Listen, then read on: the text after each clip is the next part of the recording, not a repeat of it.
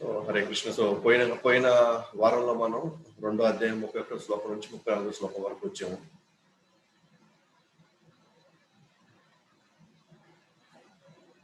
So ఈ 31 నుంచి 38 వరకు మనం గమనించినట్లయితే, సో కృష్ణుడు ఫస్ట్ మనకి 11 నుంచి 30 చెప్పినప్పుడు మన ఆత్మ గురించి, ఆత్మ లక్షణాలు, ఆత్మ గుణాలు, ఆత్మ ఎప్పటికీ నశించిపోదు, మారణాయుధాలతో వచ్చిన ఇక్కడ అసలు సమర్థుడే లేడు, ఆత్మని ఛేదించేవాడు, ఆత్మని ఖండించేవాడు, ఆత్మని మట్టు పెట్టేవాడు అసలు ఇక్కడ లేడు. ఎందుకంటే దానికి జననం లేదు కాబట్టి మరణం కూడా ఉండదు, అది సృష్టింపబడలేదు కాబట్టి దానికి నాశనం ఉండదు అని చెప్పేసి క్లియర్ చేశాడు. మనం కూడా 11 నుంచి 30 చూసినప్పుడు నిజమే కదా, మనం ఆత్మలం కదా, మనం ఎందుకు ఇలా ప్రవర్తిస్తున్నాము, మనం ఎందుకు ఇట్లా వీటిలో మనం ఇరుక్కో ఉన్నాము, ఎందుకు ఈ ప్రభావాలు, ఈ మాయా ప్రభావాలు ఎందుకు మనం ఇరుక్కుపోతున్నాం అప్పుడప్పుడు అని మనకి వచ్చి, లేదు రేపటి నుంచి నేను ఆత్మలాగా, ఆత్మ స్థాయిలో నేను కూడా పనిచేయాలి అని మనకు అనిపిస్తుంది.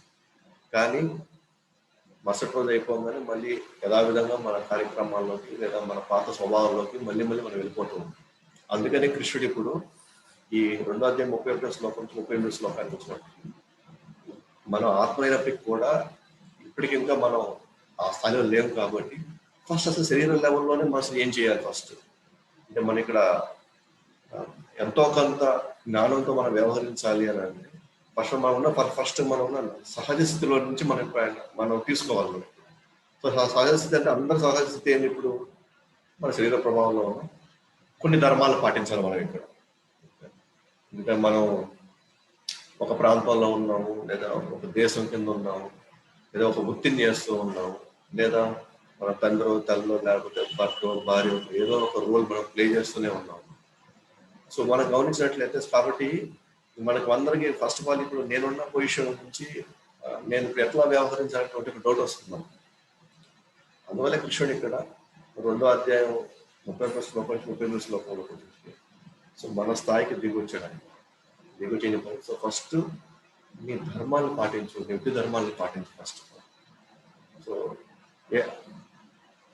అర్జునుడు ఏదైతే చెప్పాడో 2వ కారణం ఏది, నాకు ఆనందం లేదు. ఎందుకంటే ప్రతి ఒక్కరు ఆనందం కోసమే చేస్తారు, ఏ పని చేసి ఆనందం కోసమే చేస్తారు. ఈరోజు మనం పెద్ద పెద్ద కార్యాలు నిర్వర్తించేదంతా కూడా మనకి ఫ్యూచర్లో ఏదో కొంత మనం ఆనందం పొందాలి, మనం మనశ్శాంతిగా ఉంటాం అనే భావనలో మనం చేస్తాం.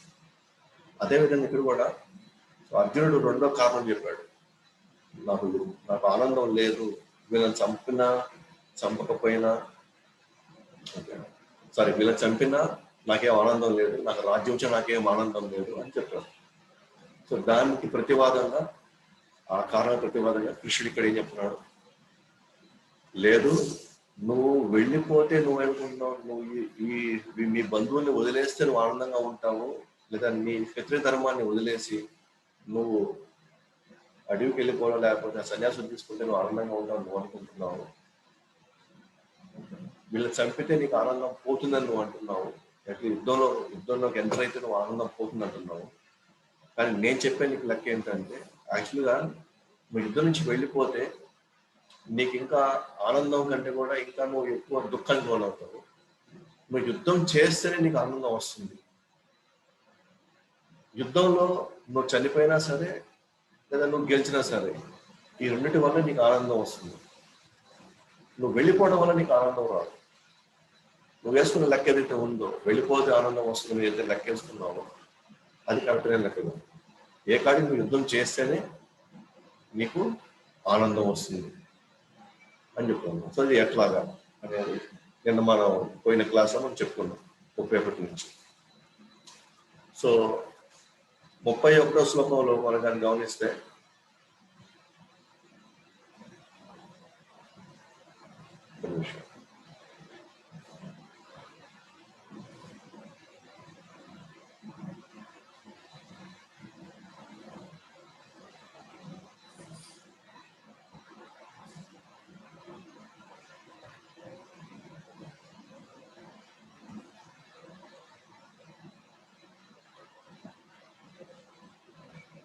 సో 31వ శ్లోకం మనం గమనించినట్లయితే, సో ఫస్ట్ ఆయన చెప్పింది ఏంది,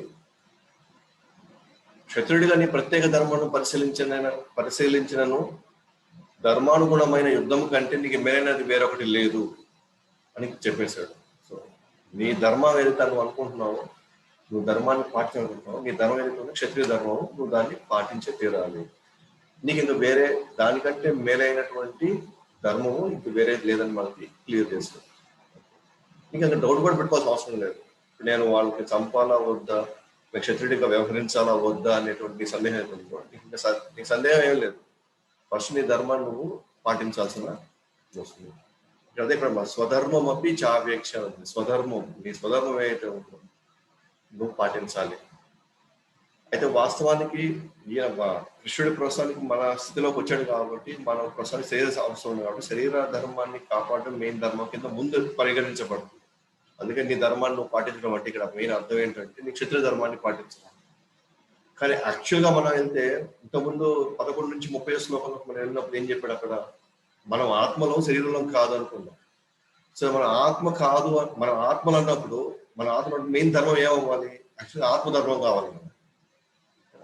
సో ఆత్మధర్మం ఏంటి యాక్చువల్ చెప్పాలంటే భగవంతుని సేవించడం ఆత్మధర్మం.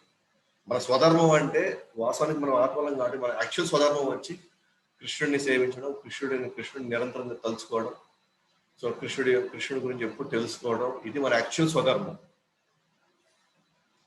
ఓకే, ఇప్పుడు మన శరీరం కూడా ఉంది కాబట్టి అప్పుడు మనకు 2 ధర్మాలు అవుతాయి. ఇప్పుడు ఒకటి శరీర ధర్మం, రెండోది ఆత్మధర్మం. మనకి ఈ ఆత్మధర్మం లేకపోవడం వల్ల మనకి ఏం జరిగింది అని అంటే,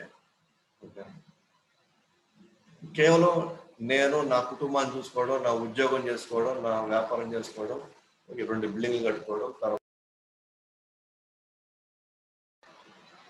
హరే కృష్ణ, ఒక్క నిమిషం ఉంది.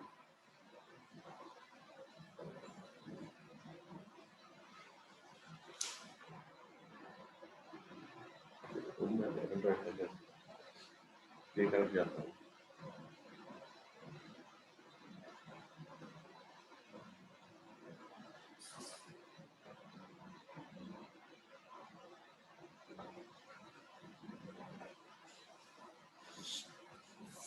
సో హరే కృష్ణ, చిన్న డిస్టర్బెన్స్ వచ్చింది.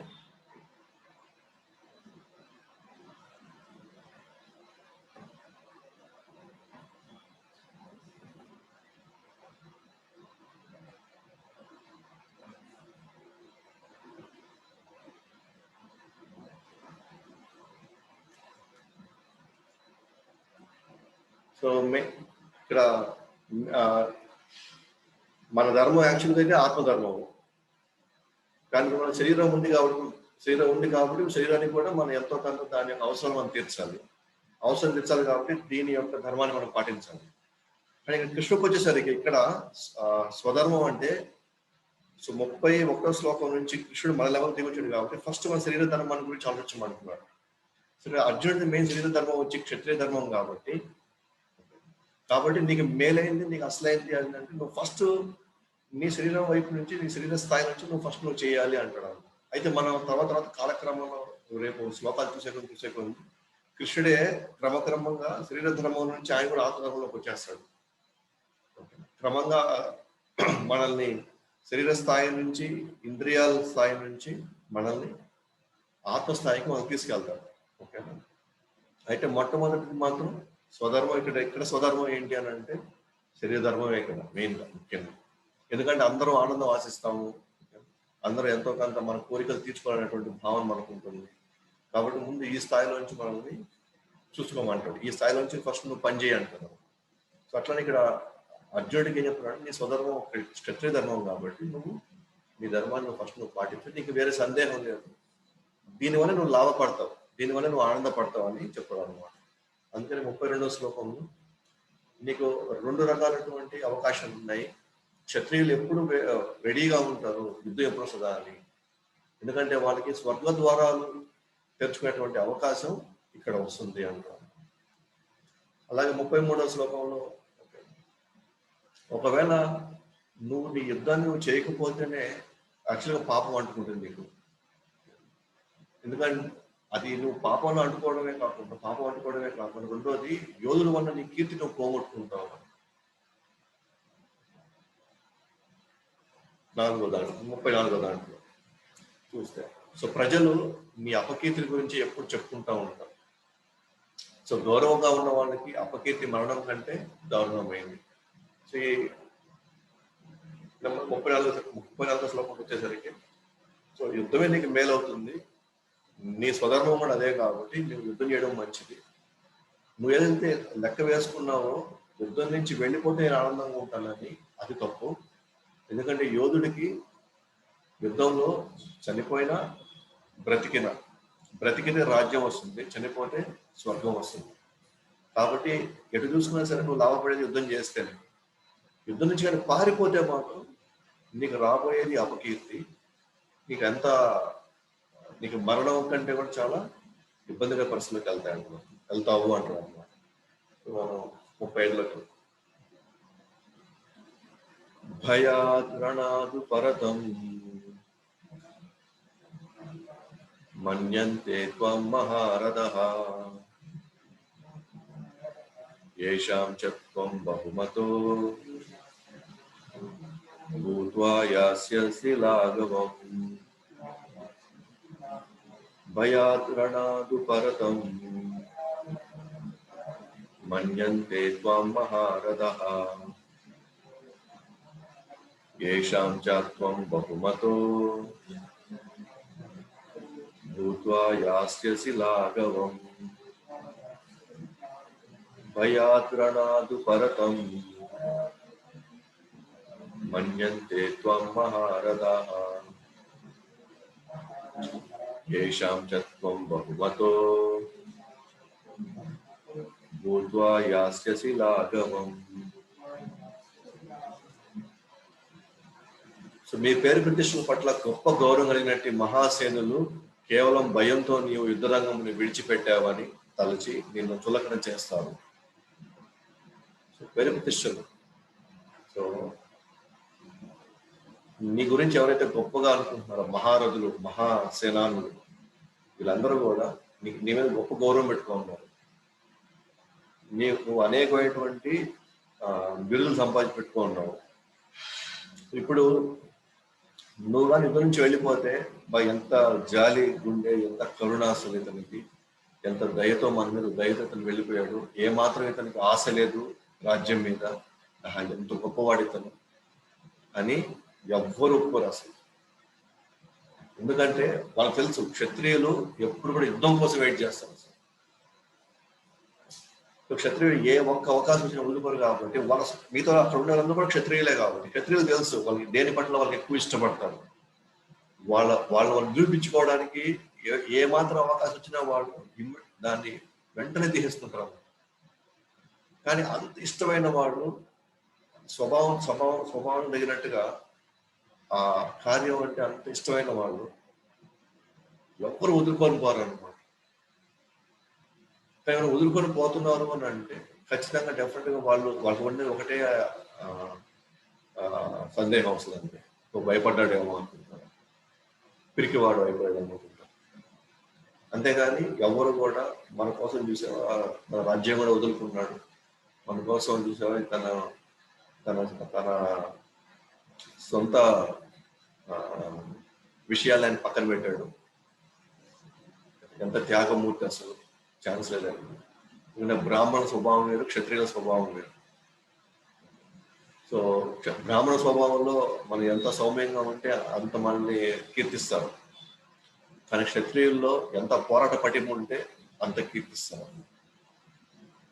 ఎందుకంటే కృష్ణుడు ఇక్కడ అర్జునుడు, నీ స్వధర్మం క్షత్రియ స్వధర్మం మీది, నువ్వు బ్రాహ్మణ స్వధర్మం లాగా నువ్వు ప్రస్తుతానికి నువ్వు అలా పనిచేయద్దు, ఒక సాధువు లాగా దయచేసి ఇక్కడ నువ్వు వ్యవహరించొద్దు, నీ స్వధర్మం ఏదైతే ముందు దాని మీద నువ్వు పనిచేయాలి. సో ఇక్కడ అందుకనే యుద్ధంలో నువ్వు విడిపోయినప్పుడు వీళ్ళందరూ చులకం చేస్తారు. వీళ్ళందరూ గొప్ప వాళ్ళు, మహాసేనులు, మహారథులు అంతా కూడా ఈ ఉద్దేశంతోనే ఉంటారు. కాబట్టి నువ్వు వేసుకున్న లెక్క తప్పు అన్నమాట. అందుకనే భాషను కూడా చులకం చేస్తారు. మీరు అర్జునుడి యొక్క జాలిని ప్రాణభీతిగా అనుకొని చులకన చేయడానికి కృష్ణుడు హెచ్చరించారు. సో ఎవరు కూడా నువ్వు లెక్కేసుకుంటున్నావు, ఏదైతే నువ్వు అనుకుంటున్నావో నన్ను అందరూ కూడా మెచ్చుకుంటారు, తద్వారా నాకు ఆనందం వస్తుందని నువ్వు ఏదైతే అనుకుంటున్నావు అది తప్పైపోతుంది. సో నీకు నువ్వే గౌరవాన్ని నాశనం చేసుకోబోతున్నావు. ఇప్పుడు దాకా నువ్వు సంపాదించుకున్నటువంటి నీ పేరు ప్రఖ్యాతులు, నీ గౌరవం అంతా కూడా మంట కలిసిపోతుంది ఈ ఒక వ్యవహారంతో. నువ్వు ఆ స్థాయిలో నువ్వు వ్యవహరించాల్సిన అవసరం లేదు. 36 అవాచ్యవాదాంశ బహు వదిష్యంతి తవాహితః నిందస్తవ సామర్థ్యం తతో దుఃఖతరం సుఖీం. అవాచ్యవాదాంశ బహు వదిష్యంతి తవాహితః నిందస్తవ సామర్థ్యం తతో దుఃఖతరం కిం. అవాచ్యవాదాంశ బహు వదిష్యంతి తవాహితః నిందస్తవ సామర్థ్యం తతో దుఃఖతరం కిం. సో కేవలము రాజులు ఒకవైపు, మహాసేనులు ఒకవైపు, వాళ్ళు ఒకవైపు ఒక మాట అంటే క్రమక్రమంగా తర్వాత ప్రజలు కూడా ఏమనుకుంటూ కూడా ఆలోచించుకోవాలి. నీ శత్రువు నిన్ను పలు క్రూరమైన మాటలతో వర్ణించి నీ సామర్థ్యం చెందిస్తారు. అంతకంటే చాటింగ్ కలపడు.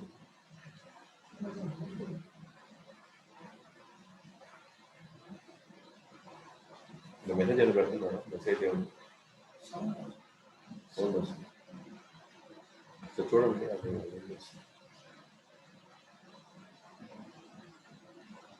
అది వాళ్ళు మెసేజ్ పెడుతున్నారు. ఏం మెసేజ్ వస్తాయి చూడండి. సో వాయిస్ వస్తుంది. సో మా వైపు నుంచి వాయిస్ వస్తుందండి. సో మీ వైపు ఒకసారి చూసుకోండి, ఇక్కడ ఏమైనా ప్రాబ్లం ఉందేమో. ఒకసారి డిస్కనెక్ట్ అయ్యి మళ్ళీ కావాలి మళ్ళీ కనెక్ట్ అవ్వండి వీలైతే. సో అందరికీ ప్రాబ్లం రావట్లేదు. సో ఎవరికైతే ప్రాబ్లం అనిపిస్తుందో దయచేసి ఒకసారి మీరు డిస్కనెక్ట్ అయ్యి మళ్ళీ కనెక్ట్ అవ్వండి ఒకసారి.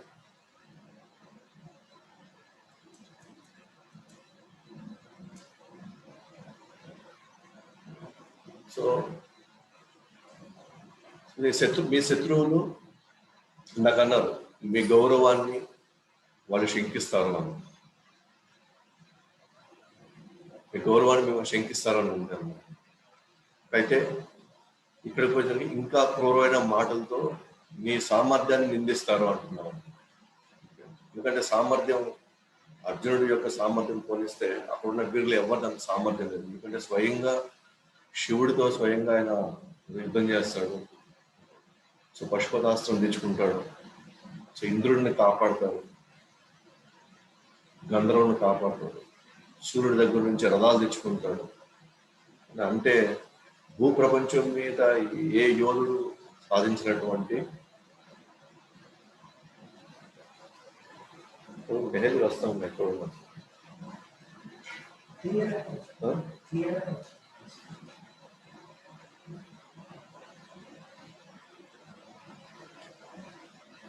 సో సామర్థ్యాన్ని కూడా నిందిస్తారు. అందుకంటే నీకు దుఃఖతరమైనది ఇంకేముంటుంది అంటున్నారు వాస్తవం. సో కాబట్టి శత్రువులు అంటే ఇక్కడ కృష్ణుడు పదే పదే పదే పదే ఎందుకంటే అర్జునుడు ఇక్కడ నేను యుద్ధం నుంచి వెళ్ళిపోవడానికి ఆయన ముఖ్య కారణం ఏం తీసుకున్నాడు, అందరూ నన్ను ఏమనుకుంటారు, వాళ్ళ దృష్టిలో నేను ఏమైపోతాను, ప్రజలందరూ కూడా ఏమనుకుంటారు, నేను ఆశతోనే నాకు ఇంద్రియాల తృప్తి కోసమే కేవలం చిన్న రాజ్యం కోసం గొప్ప గొప్ప వ్యక్తులైనటువంటి భీష్ముడిని ద్రోణాచార్యుని చంపడానికి పెద్దవాళ్ళని గౌరవించాల్సింది నేను, వాళ్ళు ఎన్నన్నా కూడా పడి ఉండాల్సింది నేను, అందరి దృష్టిలో నా పని నేను ఏమైపోతాను అని ఈ భయమంతంలో ఉండి నేను ఇంకా వాళ్ళని చంపడం వల్ల నేను దుఃఖానికి లోనవుతాను అని చెప్తున్నాడు అన్నమాట. దానికే ఇక్కడ కృష్ణుడు కౌంటర్ చేస్తున్నాడు. ప్రజలందరూ ఏమనుకుంటారు, లేదా అక్కడ రాజు నేను ఏమనుకుంటారు అంటే, నువ్వు ఎదురు నుంచి వెళ్ళిపోతే నేను ఏదైనా అనుకుంటాను.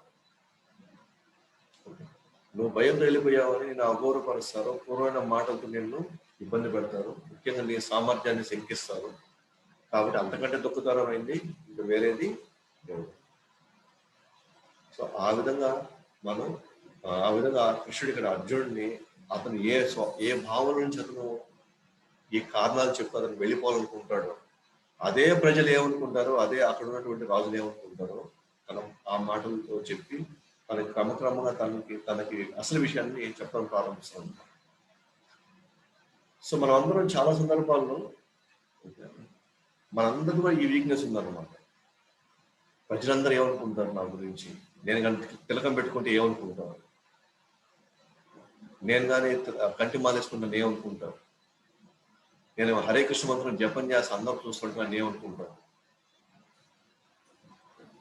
లేకపోతే నేను ఇంతకుముందు వేరే వాళ్ళు పూజించే వాళ్ళని ఇప్పుడు నేను ఈయన పూజిస్తామంటే అందరూ నన్ను ఏమనుకుంటాను, లేదా నేను జపం చేసుకుంటా లేకపోతే వెళ్తే నాకు ఆర్థికంగా నేను ఇంకా ఇబ్బందిలో పడితే, లేకపోతే ఇంకా నాకు రోగం ఏదైనా వస్తే సో అందరూ నన్ను హేళన చేస్తారు కదా, నువ్వు అది ఎప్పుడు చూసినా హరే కృష్ణ అంటుంటావు, కానీ నీకేం వచ్చింది అసలు, నీకేం జరిగింది అసలు.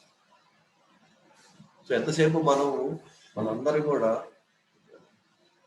ఈ శారీరక సంబంధించినటువంటి ముఖ్యంగా గౌరవప్రదమైనటువంటి విషయాల గురించి ఎక్కువ తాపత్రయపడతాం. అందరి దృష్టిలో మనం తీసుకున్న నిర్ణయం కానీ, మనం చేసే పని కానివ్వండి, ఏది ఎంచుకున్నా అందరి దృష్టిలో మనం చాలా గొప్పగా ఉన్నారనుకుంటాం. ఇవాళ మనందరూ చాలా మంది తెలుసు మనం జీవించే జీవితం సరిగ్గా లేదని, మనం వ్యవహరించే తీరు సరిగ్గా లేదని, మనం పోయే బాట సరిగ్గా లేదని అందరికి తెలుసు. కానీ ప్రజల దృష్టిలో నేను ఏమైపోతాను, ప్రజల దృష్టిలో నన్ను ఏమనుకుంటారు. సో ఈ విషయాల్లో చాలా మంది మొహమాటంలో జీవితాన్ని సర్వనాశనం చేసుకుంటున్నాం, జీవితాన్ని వేస్ట్ చేసుకుంటున్నాం. సో అందువల్ల ఇక్కడ కృష్ణుడు అర్జునుడికి నువ్వు వేరే వాళ్ళ గురించి పట్టించుకోవాల్సిన అవసరం లేదు, వేరే వాళ్ళు ఇక్కడ నువ్వు అనుకున్నట్టుగా నీ యొక్క గొప్పతనాన్ని వాళ్ళు ఎవరు కీర్తించకూడదు. యాక్చువల్గా అయితే నిన్ను ఈ విధంగా వాళ్ళని తలుచుకొని ఈ విధంగా నిన్ను చేసుకోవాలి, నేను ఇంకా ఎక్కువ ఇబ్బందుల్లో పడతాను. సో ఎవరి గురించి అయితే మనం స్వతంత్రంగా మనం జపం చేయలేకపోతున్నాం, స్వతంత్రంగా మనం హరినామం చేయలేకపోతున్నాం, లేకపోతే ఈ తిలకం పెట్టుకోవాలని ఇబ్బంది పడుతున్నాం, మనం అర్థం చేసుకోవాలన్నమాట. వీళ్ళెవరు మన వెనకాల రారు, వీళ్ళెవరు మన యొక్క జీవితాన్ని ఎవరు కూడా సరైన దిశలో కానీ లేదా సరైనటువంటి రక్షణ కానీ ఎవరు కల్పించలేరు. ఇక్కడ ఎప్పుడైనా సరే ఎప్పటికైనా సరే ఈ మొత్తాన్ని కూడా భగవంతుడి యొక్క ఆధీనంలో ఉంది కాబట్టి, భగవంతుడి యొక్క రక్షణ ఇదంతా ఉంది కాబట్టి, భగవంతుడి కోసం మనం ఏదైనా చేస్తే ఎవరి గురించి పట్టించుకోకూడదు. ఎందుకంటే మనం చేసేది అన్యాయం కాదు, అక్రమం కాదు, లేదా మనం చేసే పనులు ఎక్కడ ఎవరిని దుర్మార్గం కాదు. దయచేసి ఫస్ట్ మనల్ని మనం కన్విన్స్ చేద్దాం. మనం అర్థం చేస్తాం, మనం చేసే పనుల వల్ల ఎవరికి ఇబ్బంది, మన హరినామం చేయడం వల్ల ఎవరికి కష్టం వేస్తుంది, మనం చేసే ఈ సాధన వల్ల ఈ కార్యం వల్ల మనుషులకైనా కానీ లేదా ప్రకృతికి కానీ లేకపోతే ఇంకెవరికైనా కానీ మనం ఏమైనా ఆపద అనుకుంటున్నామా, ఆపద వాళ్ళకి కలిగిస్తున్నామా? లేదు. పైగా గొప్ప వాళ్ళు వెళ్ళేటువంటి ఈ మార్గంలో మనము ప్రయాణించినప్పుడు వాళ్ళకి ఏ ఫలితం వచ్చిందో మనకు అదే ఫలితం వస్తుంది కదా. దయచేసి ఫస్ట్ మనం పాటించేది మన ఏదైతే వాళ్ళు మనం నడుచుకునే మార్గం ఏదైతే ఉందో అది చాలా గొప్ప మార్గము. అది ఎన్నో జన్మల తర్వాత అనేకమైనటువంటి మన జన్మలో మనం చేసిన సేవల వల్ల మనకి ఇది వచ్చిందని ఫస్ట్ గ్రహించండి. ఫస్ట్ అర్థం చేసుకోండి. ఫస్ట్ నేను చేసిన చాలా గొప్ప కార్యము, నేను నడిచేటువంటి బాట అద్భుతమైనటువంటి బాట. దయచేసి ఫస్ట్ కన్విన్స్ అవ్వండి. ఎప్పుడు మనం అది కన్విన్స్ అవుతాము, అప్పుడు మనం క్రమక్రమంగా మనం చేసే దాంట్లో మనకి తృప్తి, ఆనందం వస్తుంది. దయచేసి మనసుని ప్రజల దృష్టిలో, లోకం దృష్టిలో, మన చుట్టుపక్కల ఉన్న సమాజం దృష్టిలోకి మనసు దయచేసి మలచబడుతుంది. ఎందుకంటే ఈ సమాజంలో ఎవరైతే కృష్ణ భక్తి లేదా కృష్ణ సాధనలో లేరో వాళ్ళెవరూ ఆనందంగా లేరు. అది గ్యారెంటీ, అది మీకు కూడా తెలుసు. సో వాళ్ళు ఆనందంగా లేనప్పుడు, లేదా వాళ్ళు నడిచే మార్గంలో ఎన్నో అవకతవకలు, అధర్మం, అన్యాయం ఉన్నప్పుడు వాళ్ళ దృష్టిలో నుంచి మనం ఎందుకు బేరీజు వేసుకోవాలి? వాళ్ళ దృష్టిలో నుంచి మనం ఎందుకు గొప్ప వాళ్ళుగా ముద్రించగలుగుతారు? శాశ్వతంగా వాళ్ళెవరు ఉండరు, కానీ భగవంతుడు శాశ్వతంగా ఉంటుంది. ఈ మార్గం శాశ్వతంగా ఉంటుంది, హరినామం శాశ్వతంగా ఉంటుంది, భగవద్గీత, భాగవతం శాశ్వతంగా ఉంటుంది. సో శాశ్వతమైనటువంటి ఏది మనం పట్టుకున్నా సరే మనకి అది శాశ్వతంగా మన వెనకాల తిరిగి వస్తుంది. అశాశ్వతమైనటువంటి పనులు, అశాశ్వతమైనటువంటి మార్గాలు, వ్యక్తులు సమాజంలో నుంచి కానీ మనం వాళ్ళకి నచ్చినట్టుగా మనం కానీ చేసినట్లయితే, వాళ్ళకు నచ్చినట్లుగా వాళ్ళు మనం కూడా వాళ్ళతో పాటు మనం కూడా పుట్టుకు వెళ్ళిపోతాం అన్నమాట. కాబట్టి కృష్ణుడు ఏదైతే మనకు సజెస్ట్ చేస్తున్నాడో ఇక్కడ అర్జునుడికి, దయచేసి వాళ్ళ దృష్టిలో నుంచి నువ్వు ఆలోచించద్దు. నువ్వు శాస్త్రాల దృష్టి పరంగా చూసుకుంటే నీ ధర్మం ఏంటి, వేదాల ప్రకారంగా, శాస్త్ర ఆచార్యుల ప్రకారంగా నువ్వు చేయాల్సిన పని ఏంటి? దయచేసి నువ్వు అది మనసు కొద్దిగా కష్టమే, కొద్దిగా ఇబ్బందిగానే ఉంటుంది. మన పాత స్వభావాలు, మన ఇష్టాలు, మనం వాళ్ళ మీద పెట్టుకున్నటువంటి అభిప్రాయాలు, ఇవన్నీ మనకు కొద్దిగా ఇబ్బంది కలిగిస్తుంది, కొంచెం బాధ కలిగిస్తుంది కొంత సమయానికి, దాని తర్వాత ఆనందాన్ని ఇస్తుంది. కానీ మన గురువు సాధన శాస్త్రం ప్రకారం కాకుండా సమాజం దృష్టిలో నేను ఉండాలి ఎప్పుడు అని కానీ, ఆ దృష్టి నుంచి కానీ మనం కానీ పనులు చేసినట్లయితే ప్రస్తుతానికి మనసుకి హాయిగా ఉంటుందేమో, కానీ పోను మనకి మనశ్శాంతి, ఆనందం లేకుండా మనం చనిపోతాం. ఇది చరిత్ర కూడా చెప్తుంది. కాబట్టి కృష్ణుడు అర్జునుడిని సరైన వేలో గైడ్ చేస్తాడు అనమాట. సో ఆయనతో చెప్తూ మనం కూడా నేర్పిస్తున్నాడు. సో నువ్వు వేసుకునే సమాజం లెక్క ఎప్పుడు తప్పు, సమాజం ఒక తీరు వెళ్తూనే ఉంటుంది. మనం మంచి చేసినా అంటుంది, చెడు చేసినా అంటుంది. సో వాళ్ళ యొక్క మంచి చెడుల ఆధారంగా మన జీవితాలు ఉండకూడదు. కొద్దిగా ఇబ్బంది అయినా, కొద్దిగా కష్టమైనా సరే గురువు సాధు శాస్త్రాల యొక్క దృష్టిలో నుంచి మన జీవితాన్ని కానీ మనం కానీ వ్యవహరిస్తే, ఇప్పుడు కష్టంగా ఉన్నా సరే భవిష్యత్తు ఆనందంగా ఉంటుంది. సమాజం దృష్టిలో నుంచి కానీ మనం కానీ పనిచేస్తే ఇప్పుడు ఆనందంగా ఉన్నట్టు అనిపిస్తుంది, కానీ దీని యొక్క ప్రతిఫలం భవిష్యత్తు చాలా ఘోరంగా ఉంటుంది. అందుకే ఇక్కడ భాషలో ప్రోభ అంటారు, నువ్వు అనవసరంగా జాలి చూపిస్తున్నావు, ముఖ్యంగా అనార్యుల యొక్క లక్షణం తెలిపిన దేవాది దేవుడు. ఇదంతా అనార్యుల లక్షణం, ఇదంతా కూడా వాళ్ళ యొక్క శరీర దృష్టిలో నుంచి, సమాజం దృష్టిలో నుంచి నువ్వు ఆలోచిస్తున్నట్లు ఇదంతా అనార్యుల యొక్క లెక్కది. ఆర్యుల లెక్క ఆత్మ గురించి ఆలోచిస్తారు, అనార్యులు మాత్రం మిగతా అన్నిటి గురించి ఆలోచిస్తారు, ఆత్మ గురించి తప్ప. జాలి చూపించాలి, కానీ ఈ సమయంలో నువ్వు క్షత్రియుడు కాబట్టి ఈ సమయంలో జాలి చూపించాల్సిన అవసరం లేదు అసలు. సో 37వ శ్లోకం, హతో వా ప్రాప్స్యసి స్వర్గం జిత్వా వా భోక్ష్యసే మహిం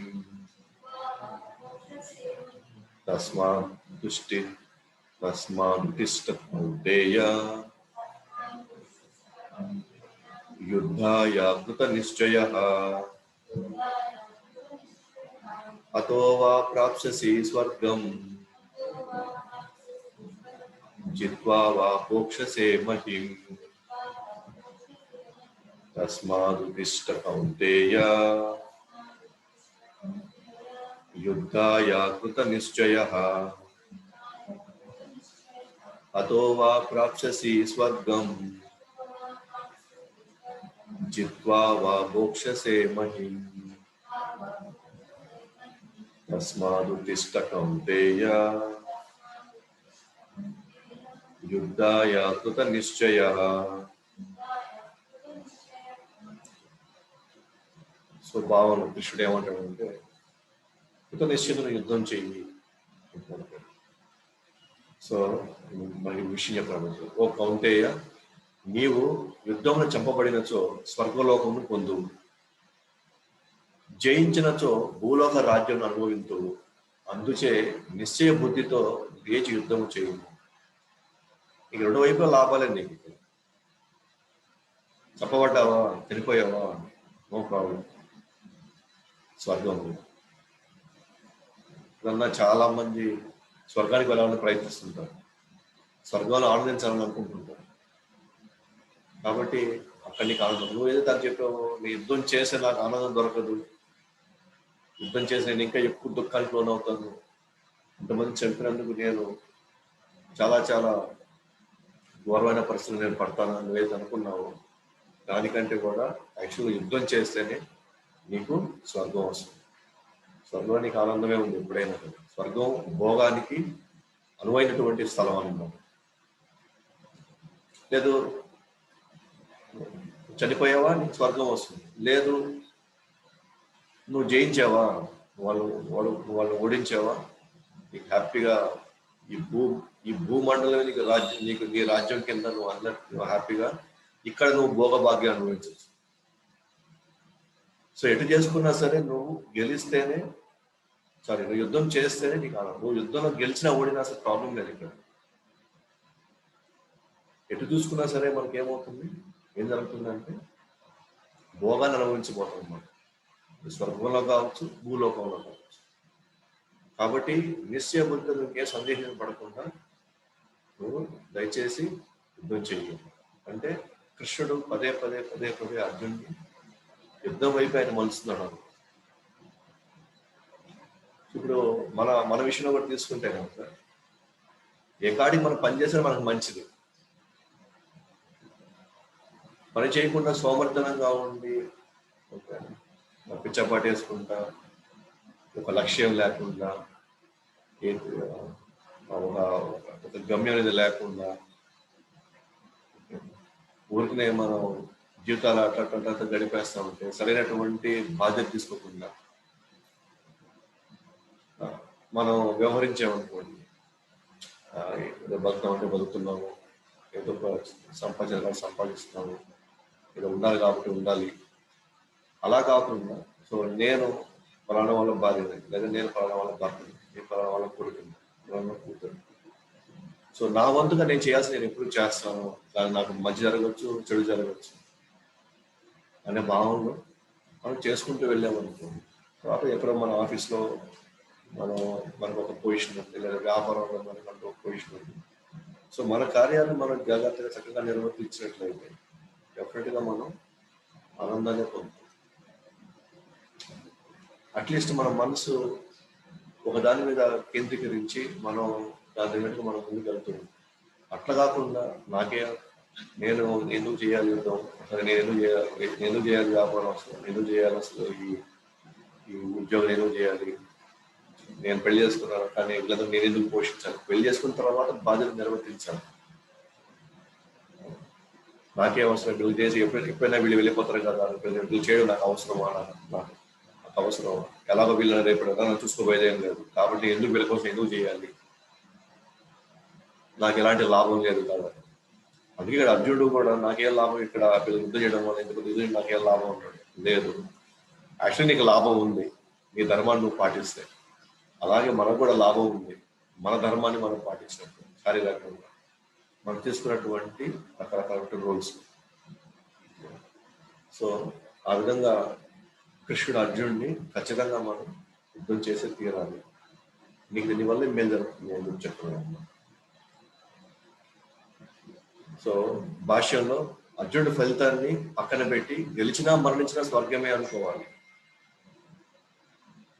గెలిచినా మరణించినా భోగం ఉంది. అటు ఫలితాన్ని పక్కన పెట్టు. యాక్చువల్ ఫలితం చూసి రెండు వైపులు చూసానికి లాభమే. రెండు వైపులు చూసిన ఫలితాన్ని ఆశించితే అది రెండు వైపులు అతనికి భోగమే ఉంది. ఫలితాన్ని ఆశించి చేస్తే.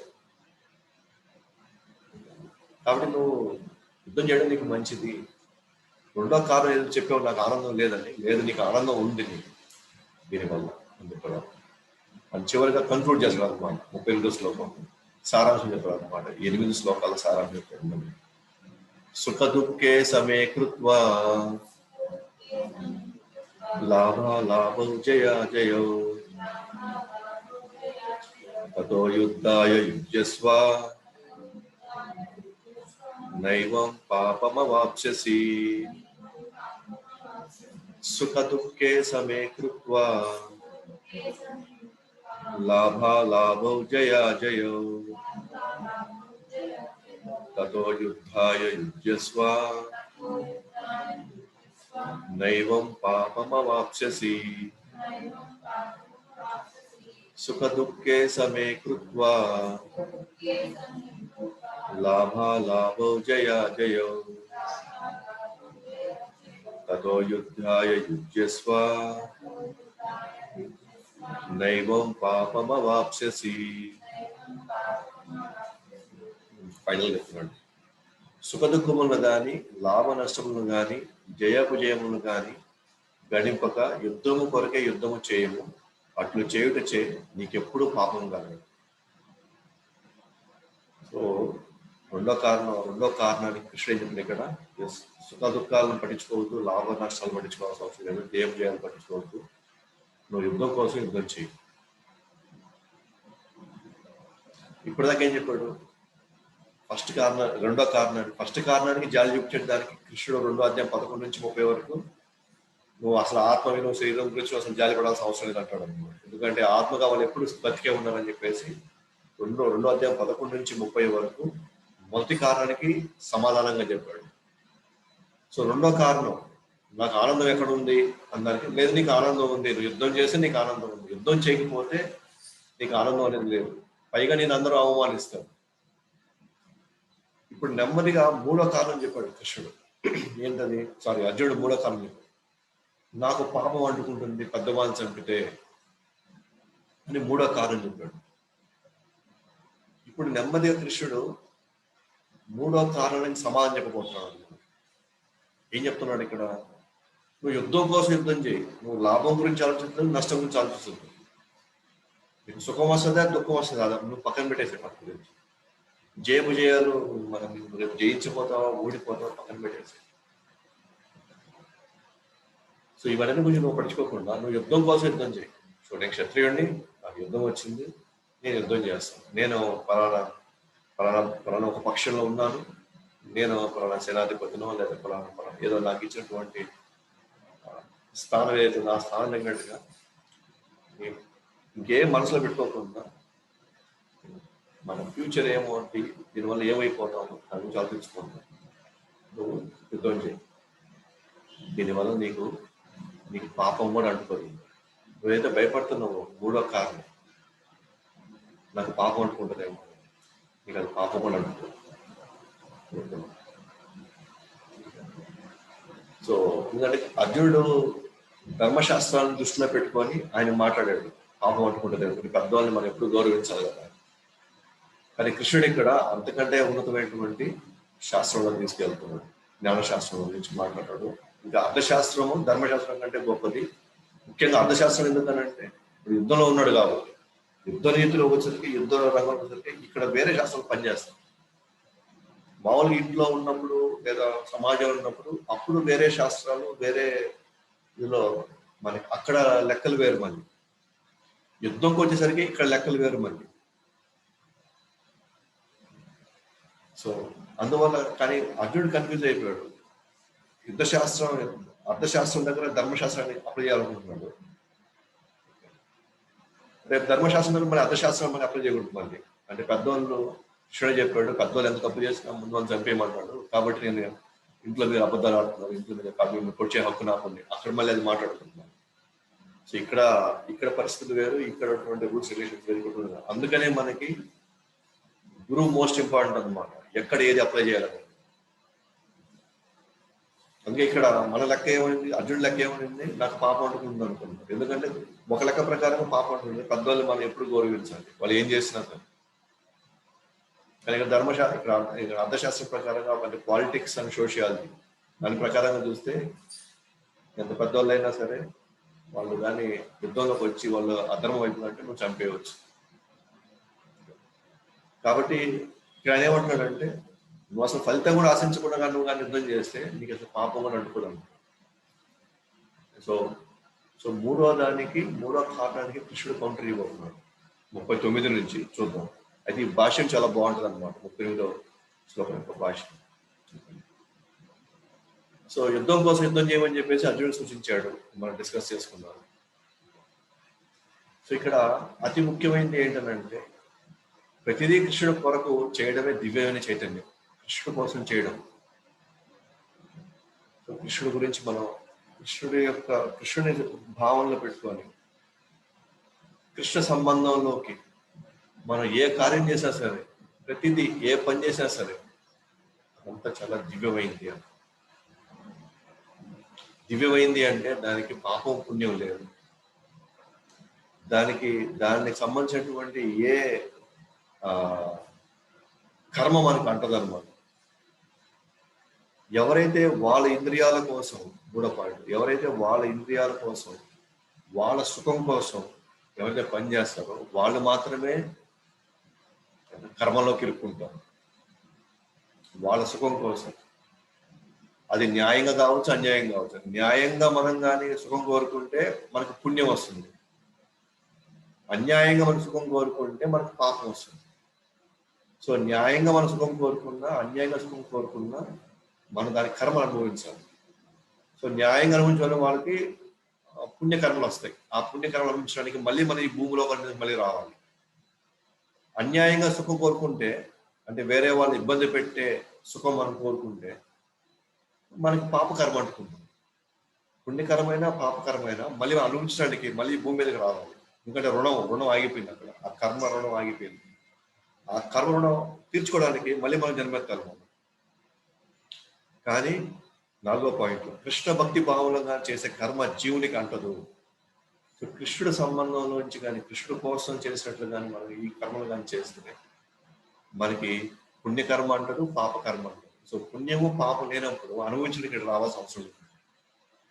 సో అనుభవించడానికి ఏమి లేకపోతే వాళ్ళు వైకుంఠం వెళ్ళిపోతారు. సో కృష్ణుడి భావంలో పనిచేసినప్పుడు, కృష్ణుడి భావంలో పనిచేయడం అంటే ఏంటి, నేను చేసే ప్రతి కార్యం కృష్ణుడు తృప్తిపరచడానికి అనేటట్టుగా చేయాలి. సో ఆ భావంలో దాన్ని మనం చేసే వ్యాపారం కావచ్చు, ఉద్యోగం కావచ్చు, ఏం చేసినా సరే వాళ్ళు పాపపుణ్యాల్లోకి వెళ్ళిపోతారు. ఉదాహరణకి ఇప్పుడు గతంలో రాజులు పెద్ద పెద్ద రాజ్యాల వాళ్ళు చూసుకునేవాళ్ళు. రాజ్యాలు చూసుకునే వాళ్ళందరూ కూడా వాళ్ళ రాజ్యం ఎలా వాళ్ళు పాలించేవాళ్ళు, కృష్ణుడు చెప్పిన రూల్స్ అండ్ రెగ్యులేషన్స్ ప్రకారం, కృష్ణుడు చెప్పినటువంటి జీవిత ఆధారాల ప్రకారంగా నేను రాజ్యాన్ని నడుపుతాను అనుకుని ఆ భావంలో వాళ్ళు రాజ్యాన్ని చూసుకునేవాళ్ళు, ఆ భావంతో యుద్ధాలు చేసేవాళ్ళు. ఇది కృష్ణుడు రాజ్యం, ఇది కృష్ణుడు నాకు ఇచ్చినటువంటి ఒక స్థానము. సో ఇదంతా ప్రస్తుతానికి నాకు అప్పచెప్పాడు ఈ రాజ్యాన్ని. కాబట్టి కృష్ణుడు ఆదేశించినట్టుగా కృష్ణుడు ఏవైతే మనం చూసుకోమన్నాడో ఆ విధంగా నేను ఈ రాజ్యాన్ని చూసుకుంటాను.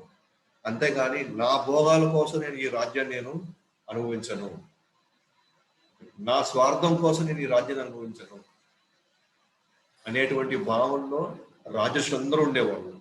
అందుకనే వాళ్ళు ఎవరు పాపంలో ఇరుక్కోలేదు, పుణ్యంలో ఇరుక్కోలేదు, వాళ్ళు వైకుంఠం వెళ్ళారు. అలాగే ఈ ఉద్యోగం ఎవరి కోసం చేస్తున్నాం, కృష్ణుడి యొక్క చెప్పినట్టు ధర్మం ప్రకారంగా, నా రూల్స్ అండ్ రెగ్యులేషన్ ప్రకారం నేను పనిచేస్తాను, ఎవరికి ఇబ్బంది పడదు. సో కృష్ణుడి యొక్క భావం ప్రకారం. అలాగే వ్యాపారం చేసే సరే కృష్ణుడి భావంలో వ్యాపారం చేస్తాం. కృష్ణుడి ప్రకారంగా అంటే ఈ 4 జూదము, మాంసం సంబంధించినటివి, తర్వాత మత్తు పానీయాలకు సంబంధించినటివి, 4 వ్యభిచారం. ఈ 4 సంబంధించిన ఏ ఉద్యోగం వ్యాపారం నేను చేయను. వాటిని ప్రేరేపించేటివి వాటి ఆ వాతావరణంలో ఉండే ఏ పనులు నేను చేయను. ఇది ఫస్ట్ స్టెప్ అన్నమాట. మనం కృష్ణ భక్తి భావంలో మనం జీవితం గడపడం అంటే. కానీ ఇప్పుడు మనం గమనిస్తే సమాజం అంతా ఈ 4 మధ్యలోనే ఉన్నాయి. డబ్బు సంపాదించడం ఈ 4 ఉంది. కానీ ఈ 4 జోలికి పోకుండా ఎన్నో వ్యాపారాలు ఉన్నాయన్నమాట. బట్టల వ్యాపారం ఉంది, హోటల్స్ పెట్టుకోవచ్చు, కూరగాయల వ్యాపారం పెట్టుకోవచ్చు, పండ్ల వ్యాపారం పెట్టుకోవచ్చు, సైకిల్స్ లేకపోతే మోటార్ వెహికల్స్ ఎన్నో పెట్టుకోవచ్చు. కావాల్సిన వ్యాపారాలు, కావాల్సిన ఉద్యోగాలు,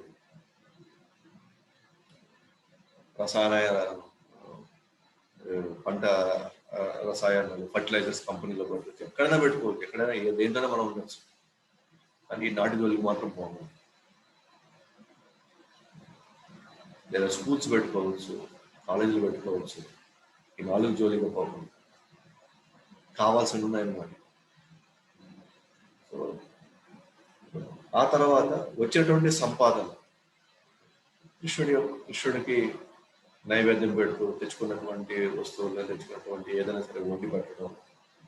సో కృష్ణుడి సంబంధంలో మనం ఇంటిని కూడా ఇంటిని కీర్తనతో నింపడం. ఒక పూట ఎప్పుడో ఉదయమో సాయంత్రమో కుటుంబం అందరితో చేత మనం కూర్చొని కృష్ణుడి కొద్దిగా చిన్న హారతి ఇచ్చుకోవచ్చు.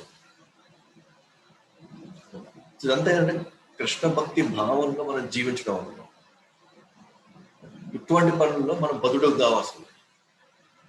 అందరిలాగే మనం పనిచేస్తుంటాం, అందరిలాగే మనం కుటుంబాలు నడుపుతూ ఉంటాం, అందరిలాగే మనం ఉద్యోగాలు వ్యాపారాలు వెళ్తుంటాం. కానీ ఇక్కడ ఏది కూడా నా స్వార్థం కోసం కాకుండా కృష్ణుడు లేదా గురువు ఏది చేయమంటే ఏమి చేస్తే ఆనందంగా ఉంటాడు, ఎటువంటి ప్రిన్సిపల్స్ పాటిస్తే వాళ్ళు ఆనందంగా ఉంటారో అది పాటించడం. ఇలా చేయడం వల్ల మనకి ఏ కర్మ అంటది అన్నమాట. మనం పుణ్యకర్మ అంటదు, పాపకర్మ అంటదు. అందుకే భాగవతంలో 11వ అధ్యాయం 5వ శ్లోకం, 11వ స్కంధం 5వ అధ్యాయం 41వ శ్లోకం స్వయంగా నారద వారు ఎవరైనా సరే భక్తి మార్గంలో నుంచి కానీ ఎవరైనా సరే వాళ్ళ కార్యాలు కానీ లేదా వాళ్ళ జీవితంగా నడుపుతుంటే వాళ్ళు ఒకవేళ పొరపాటున వాళ్ళు కొనసాగించలేకపోతే చివరి వరకు అయినా కూడా వాళ్ళకి ఇబ్బంది లేదు, వాళ్ళ పతనం చెందరు వాళ్ళు.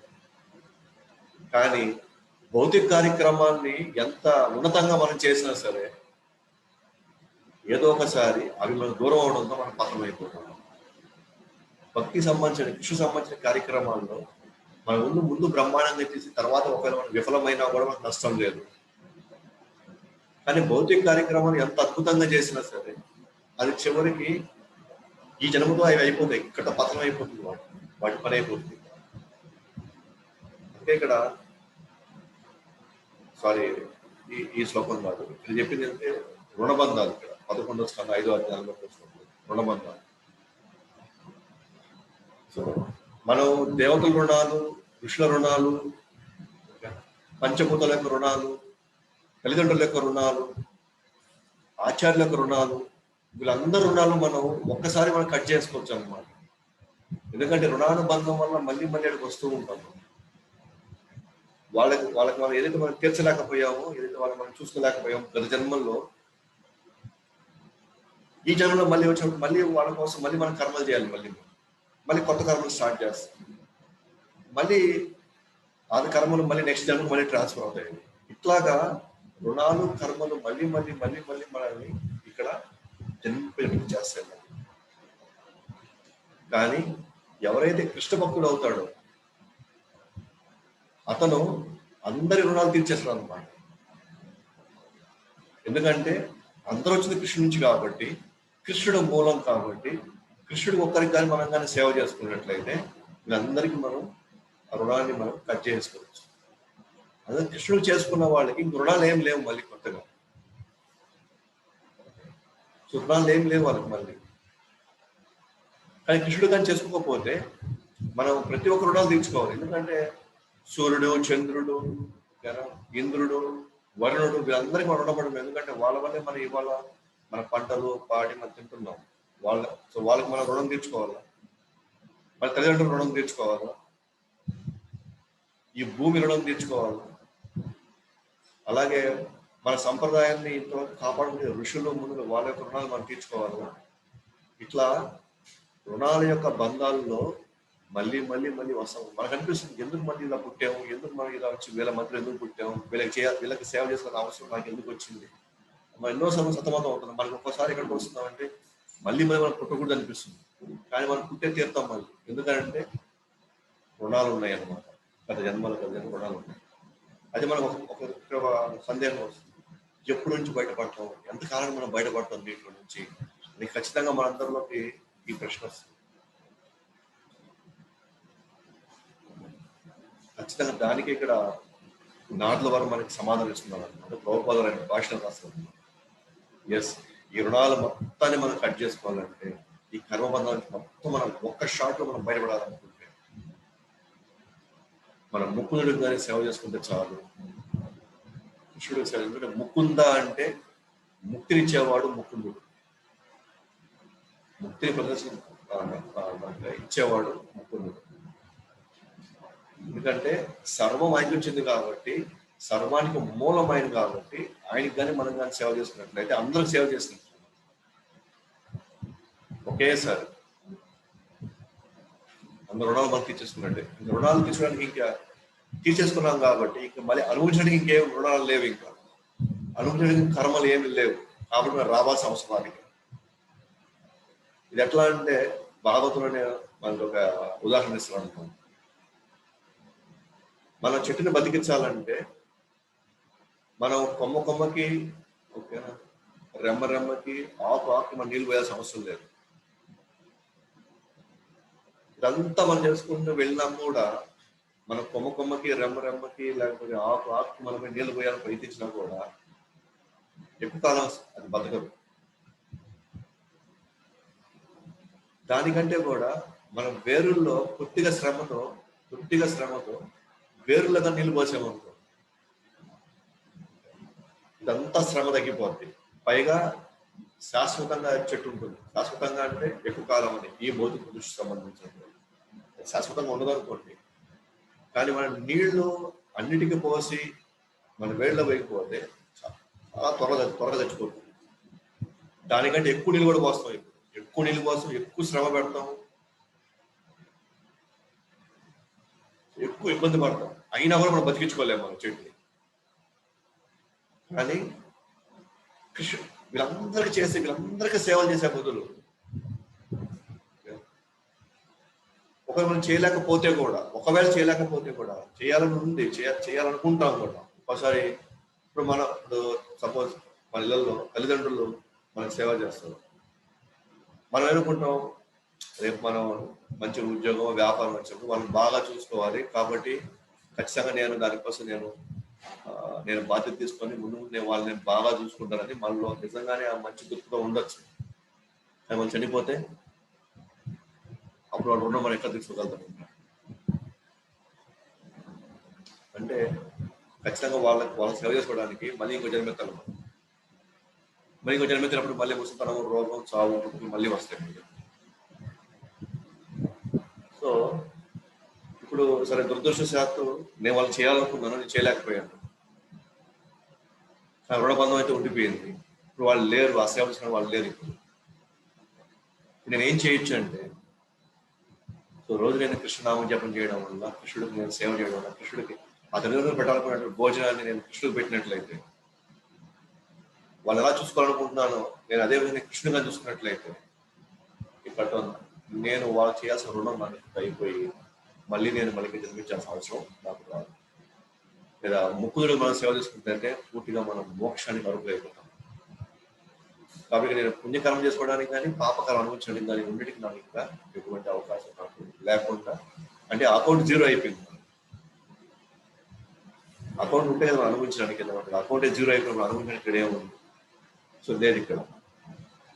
కాబట్టి సో 2:38 శ్లోకంలో ముందు చెప్పడానికి ప్రభుపాద వారు అంటే ఇక్కడ భాషను కొద్దిగా రాశారు. ఎందుకంటే మనందరం కర్మలు చేయకుండా ఉండలేము, ఏదో పని చేయాల్సిందే, సమాజం మధ్యలో అందరి మధ్యలో ఉండాల్సిందే, అందరి స్వభావాల్ని మనం అర్థం చేసుకొని మనం జీవించాల్సిందే ఇక్కడ. కానీ ఈ జీవించే క్రమంలో కొందరికి మేలు చేస్తాం, కొందరికి పాపం చేస్తాం. సో మేలు చేసినా పాపం చేసినా రెండు, పుణ్యకర్మ పాపకర్మ రెండు వచ్చి మనల్ని ఇబ్బంది పడ్డ తర్వాత రెండింటి కోసం మనకి రావాల్సిందే. సో అలాంటప్పుడు వాళ్ళు చేయాల్సిన చేస్తూ మనం కృష్ణుడికి కానీ చేసినట్లయితే రోజు మనం కృష్ణుడికి చేయాల్సినటువంటి మనం దాసులు గాను లేదా మన బిడ్డలు గాను మనం కృష్ణుడు చేసినట్లయితే వీళ్ళందరూ రుణాలు తెచ్చుకోవచ్చు. లేకపోతే ఇప్పటికే ఎన్నో యుగాల జన్మల నుంచి మన రుణాల యొక్క భారం లేకపోతే కర్మల యొక్క భారం ఎంతో పేరుకుపోయింది. ఏ జన్మలో ఏ తల్లిదండ్రులు మనం ఇంకా చేయకుండా పోయాము, ఏ బంధువులు చేయకుండా పోయాము, ఏ మిత్రులు చేయకుండా పోయాము, ఇవన్నీ నెక్స్ట్ మన భవిష్యత్తులో ఉండిపోతున్నాయి, ఇవన్నీ రాబోతున్నాయి. కానీ ఇక్కడ కృష్ణుడికి మనం సేవ చేయడం వల్ల ఆ రుణ భారం, కర్మల భారం అన్నీ సమసిపోతాయి అన్నమాట. అందుకని ఇక్కడ కృష్ణుడు మనకి అర్జునుడి ద్వారా మనకి ఏం చెప్తున్నాడంటే, నువ్వు ఈ పాప భారం నుంచి తప్పించుకోవాలనుకుంటే, నువ్వు జయోపజయాల నుంచి కానీ ఇవన్నీ దృష్టిలో పెట్టుకోకుండా ఫస్ట్ నీ కర్మ నువ్వు చేయి, నువ్వు ఇంటి ధర్మాన్ని నువ్వు నిర్వర్తించు, ఆశించుకుంటా. ఏమంటే ఆశించాడు, రెండో కాలం ఆశించాడు, నాకు ఆనందం లేకపోతే ఎందుకు చేయాలి యుద్ధం అన్నాడు. మూడో వరకు వచ్చేసరికి నువ్వు అది కూడా ఆశించద్దు, యుద్ధం కోసం నువ్వు యుద్ధం చేయి, నీకు పాపం అంటుకోదు, నీకు ఎలాగో ఆనందం వస్తుంది అది. ఎందుకని యుద్ధం కోసం యుద్ధం చేసినప్పుడు ఏదో స్వర్గమే వస్తుంది లేదా రాజ్యమైనా వస్తుంది, అంటే ఆనందం అనుభవించిపోతావు. రెండోది, యుద్ధం చేసావు కాబట్టి నువ్వు ఏది అనుకొని ఫలితాన్ని ఆశించకుండా నువ్వు చేసావు కాబట్టి నీకు పాపం అంటుంది. సో మన పాపమై జీవితం మనం వెళ్ళకూడదు అనుకుంటే, మనం చేసే కార్యక్రమాల్లో పాపం అంటుకోకూడదు అనుకుంటే మనం ఫలితాన్ని కృష్ణుడికి వదిలి మనకి ఇష్టం మన శక్తి సామర్థ్యాలు ఎంతవరకు ఉందో అంతవరకు మనం ప్రయత్నిస్తాం పనిచేయడానికి కానీ సేవ చేయడానికి కానీ. నేను ఇది చేస్తే నాకేమవుతుందో, ఇది చేస్తే నాకేమొస్తుందో, దీనివల్ల నాకేం లాభం, నాకేం నష్టం, ఫలితాన్ని ఆశించకుండా సేవ చేద్దాం. మంచితో చెడుతో కృష్ణుడు చూసుకుంటాడులే అన్న భావనలు మనం వీలైనంత వరకు నీతి సూత్రాలు, ధర్మ సూత్రాలు పాటిస్తూ ఫలితాన్ని ఆశించకుండా మనం చేయాలి. సో దీన్నే నెక్స్ట్ సెషన్లో రేపు 39 నుంచి 53 వరకు ఏమి ఆశించకుండా యుద్ధం చేయడం వల్ల పాపం అంటారు, ఏమి ఆశించకుండా యుద్ధం చేయడం, ఏమి ఆశించకుండా పనిచేస్తే. చాలా మంది ఇక్కడ ఆశించకుండా ఇక్కడ ఎట్లాగా అని మనకు కొద్దిగా డౌట్ ఉంటుంది. ఆశించకుండా పనిచేసే వాళ్ళు ఎవరైనా ఉంటారు ఇక్కడ ఈ ప్రపంచంలో? ఖచ్చితంగా ఉన్నారు, కాదు మనకు తెలియదు అనమాట. ఎందుకంటే అలా బతికాం కాబట్టి, మనం జీవించాం కాబట్టి, అలాంటి వ్యక్తుల మధ్యలో మనం ఉన్నాం కాబట్టి, అంటే మా తల్లిదండ్రులు చూసినా, మా తోటి వాళ్ళని చూసినా, సమాజాన్ని చూసినా అందరూ ఆశించి చేస్తారు కాబట్టి మనకు తెలియట్లా ఆశించకుండా ఎట్లా చేస్తామబ్బా అనేటువంటి ఆ ఇదిలో మనం ఉంటాం, దాంట్లో ఇరుక్కోపోయి ఉంటాం మనం. కానీ మనమేమి దాంట్లో అది మన అంత ఇదిగా మనం ఆలోచించాల్సిన అవసరం లేదు. కృష్ణుడు మనకి చాలా జాగ్రత్తగా మనకు వివరిస్తాడు, ఆశించకుండా ఎలా మనం పనిచేయాలి, ఆశించకుండా ఎలా మనం యుద్ధం చేయాలి.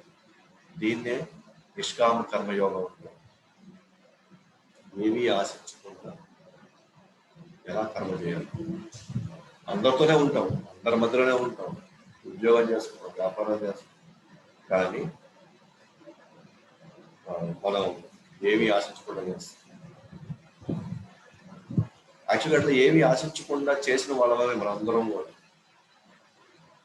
ఏమీ ఆశించకుండా కూడా కొన్ని సందర్భాల్లో మనం చేస్తున్నాం అనుకోండి, మీరే ఆలోచిస్తే కొన్ని ఉదాహరణలు మీకే దొరుకుతాయి. కొంతమంది మిత్రులకు కానీ, కొంతమంది బంధువులకు కానీ వాళ్ళ దగ్గర ఏమి ఆశించకుండానే మనం ఒకసారి అప్పు కూడా ఇచ్చుంటాం. ఇస్తారని నమ్మకం లేదు కానీ ఇచ్చుంటాం. ఎవరికో ఒక పని చేసి పెట్టుంటాము. అంటే వాళ్ళు అంటే ప్రతిదీ కూడా 70-80% మనం వాళ్ళకి ఏదో ఒకటి చేస్తారు కాబట్టి నేను చేయాలనే చేస్తుంటాము. కనీసం 10-20% వరకు మనం వాళ్ళు చేయలేరని తెలుసు, వాళ్ళు మనకి ఇవ్వరు అని తెలుసు, అయినా కూడా వాళ్ళు మంచి కోరే మీరు కూడా మనం చేస్తుంటాం. మీరు కూడా ఆలోచించండి, మీకు తెలుసుంటాం. ఇంకా మీరందరూ తల్లిదండ్రులు స్థలంలో ఉన్నారు కాబట్టి చిన్నప్పుడు పిల్లలకు మనం చేసినటువంటి అనేక సేవలు, రాత్రి నిద్ర లేచినప్పుడు, ఏడ్చినప్పుడు, బాగా లేకపోతే హాస్పిటల్ తీసుకొచ్చినప్పుడు మనకి ఏం ఆశయం లేదు, ఏ కోరిక లేదు. అప్పుడు ఒకటే ఉంది, నా బిడ్డ నేను వెళ్ళి చూపించాను, ఇతను బాగుండాలి అంతే. ఇతను రేపు డాక్టర్ అవుతాడు, ఇంజనీర్ అవుతాడు, అయితే చేస్తే నాకు ఏమొస్తుంది తర్వాత మనం ఇప్పుడు ఏం ఆలోచించాలి. జస్ట్ నా బిడ్డను కాపాడుకునేటువంటి బాధ్యత నాకు ఉంది కాబట్టి నేను కాపాడుకోవాలి. దీనే ఉంటుంది నిష్కామ కర్మ. అంటే ఏమి ఆశించకుండా మనం వెళ్ళి మన సేవను అద్భుతంగా చేశాం, మన మన మన పని మన అద్భుతంగా చేశాం. అంటే కొన్ని ఘటనలు ఉన్నాయి మన జీవితాల్లో, నిష్కామంగా ఏమి ఆశించకుండా ఏమి కోరుకోకుండా మనం చేశాం. కానీ అదే కానీ జీవితాంతం అందరి మీదుగా ఉన్నట్లయితే మన అసలు పాపమే అంటుకోదు. దాని దురదృష్టం ఏంటంటే ఆ ఫేజ్ కొంతకాలమే ఉండింది, ఆ తర్వాత క్రమక్రమంగా మళ్ళీ మనం వాళ్ళ మీద ఆధారపడడం, వాళ్ళని ఆశించడం మనం ప్రారంభించాం. తద్వారా మనం ఆశించకుండా ఎట్లా జీవించవచ్చు, మనం ఆశించకుండా మనం ఎట్లా పని చేయొచ్చు అనేటువంటి సందేహానికి మనం వెళ్ళాము. కాకపోతే ఇప్పటికీ మనలో కొంతమంది ఆశించకుండా సహాయం చేస్తున్నాం, లేదా మన జీవితంలో ఒక భాగంలో ఆశించకుండా సేవలు చేశాం. సో దీన్ని రేపు ఇంకొద్దిగా కృష్ణుడు ఆల్మోస్ట్ చూడండి, మీకు 39, 49, 58, 15-16 శ్లోకాలు ఉన్నాయన్నమాట. సో కృష్ణుడు మనల్ని క్రమక్రమంగా ఎట్లా మనకి ఆశించకుండా ఆ స్థాయికి ఎలా వెళ్తాం. ఫస్ట్ ఆయన లాభాలు చెప్పాడు, ఆశించకుండా మనం కానీ చేస్తే ఏ లాభాలు వస్తాయి, ఆశించడం వల్ల ఏ నష్టాలు వస్తాయి చెప్పాడు. ఆ తర్వాత ఆశించకుండా మనం చేయడం మంచిది, ఎందుకంటే నీకు పాపం అంటుకోదు, పుణ్యం అంటుకోదు, నీకు ఏవి అంటుకోకుండా నువ్వు ఒక దివిస్థితిలోకి వెళ్ళిపోతావు అంటారు. సో ఎవరే మనకి అంత మనకి మన జీవితాంతం అంత లేదు, కొన్ని ఘటనలు అలా ఉన్నాయి, ఆశించకుండా చేసిన ఘటనలు ఉన్నాయి. కానీ మనం ఇప్పుడు దాన్ని ఆలోచించేవాడు మనకు గుర్తు రాకపోవచ్చు, మనం ఎంత ఆనందం పొందేమో ఆ క్షణాలను. కానీ మళ్ళీ మనం రేపు ఈ శ్లోకాల ద్వారా మళ్ళీ మనం రేపు ఒకసారి మనకు తెలియని నిజంగా మనకు అంత ఆనందం ఇస్తుందా, మనకి ఏ పాపం అంటుకోదా, ఇలాగ మనం కానీ జీవిస్తే, ఇలాగ మన కార్యాలు కానీ చేస్తే, ఇలా మన సేవలు చేస్తే నిజంగా ఇలాంటి ఒక మార్గం ఉందా మనకి, మనం ఆశ్చర్యపోతాం. నిజంగానే ఉంది. కృష్ణుడు మనకి ఏ పాపాన్ని అంటుకోకుండా మనం ఎట్లా ఈ జీవితం జీవించాలని మనకు నేర్పిస్తాడు. నీళ్ళల్లో పడతాము కానీ నీళ్ళు మనకు అంటుకోవు, అందరి మధ్యలో అన్ని పనులు చేసుకుంటాం కానీ కర్మ మనకు అంటుకోవు. అది ఏంటి ఎలాగనేది రేపు చూస్తాం. ఇక్కడ నేను ఈ సెషన్ క్లోజ్ చేస్తున్నాను. సో మీకు ఏమైనా సందేహాలు ఉంటే మీరు అడగచ్చు.